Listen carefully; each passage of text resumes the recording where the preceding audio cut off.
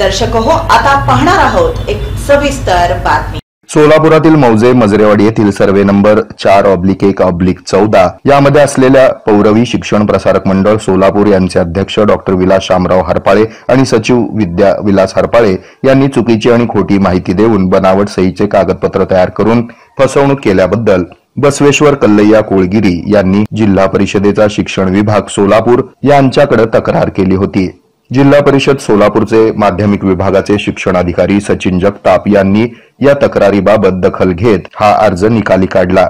यावेळी या तक्रारी अर्जाच्या अनुषंगाने सुनावणी घेण्यात आली। या सुनावणीचा निर्णय कळवण्यात आला। तथापि सुनावणीमध्ये दिलेल्या सूचनेनुसार उपशिक्षणाधिकारी माध्यमिक स्वाती हवेले यांनी तक्रारीच्या अनुषंगाने चौकशी करून अहवाल सादर केला। या अहवालामध्ये श्री बसवेश्वर कल्लैया कोळगिरी यांच्या ताब्यात असलेले खेळाचं मैदान आणि खुली जागा यांच्याशी पौरवी शिक्षण प्रसारक मंडळ सोलापूर यांचा कुठलाही संबंध नाही। तसंच ही जागा बसवराज कोळगिरी यांच्याच मालकीची आहे। या जागेशी पौरवी शिक्षण मंडळाचा कुठलाही संबंध नाही असं उत्तर देत या अहवालासोबत जिओ टॅगिंग केलेले फोटो देखील जोडले आहेत। या संदर्भात कोळगिरी यांनी प्राधिकाऱ्यांकडे दाद मागावी असं देखील या निकालात सांगण्यात आलंय।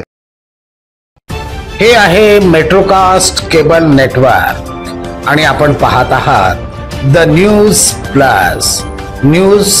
प्लस बरच काही।